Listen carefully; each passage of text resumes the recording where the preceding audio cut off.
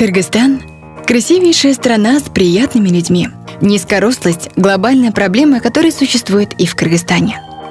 Низкорослость является результатом хронического недоедания, которое очень сложно выявить. В Кыргызстане каждый пятый ребенок недоедает.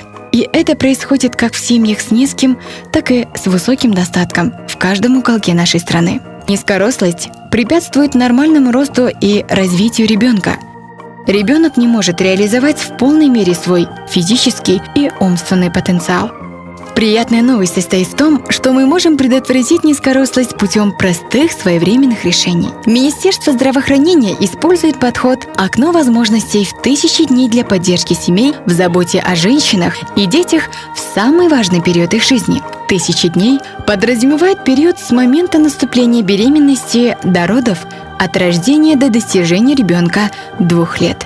Во время беременности женщине необходимо есть больше свежих фруктов и овощей, а также нежирное мясо, яйца и рыбу. Для здоровья матери и ребенка маме необходимо каждый день принимать железосодержащие таблетки, которые выдаются бесплатно медработниками. С момента рождения до 6 месяцев ребенка нужно кормить исключительно грудным молоком.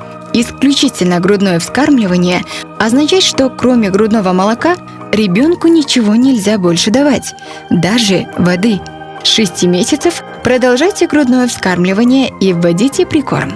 Период с 6 месяцев до 2 лет очень важен для умственного и физического развития ребенка. Неполноценное питание в этот период может привести к возникновению низкорослости, которая после 2 лет становится необратимой. Чтобы ребенок смог достичь своего потенциала, в этот период очень важно обеспечить полноценное питание ребенка.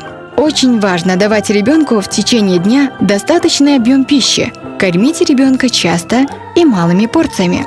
Рацион питания как матери, так и ребенка должно быть разнообразным и включать каждый день различные продукты, чтобы в организм вместе с продуктами поступали необходимые питательные вещества и витамины А, С, железо и цинк.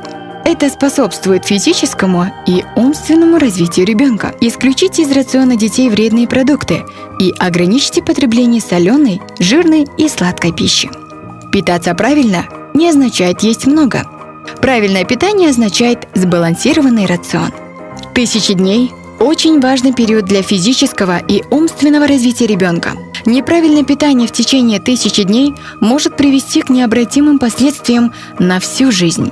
Физической недостаточности, проблемам здоровья и предрасположенности к ожирению. Подарите своему ребенку светлое будущее. Здоровое поколение – наша общая задача.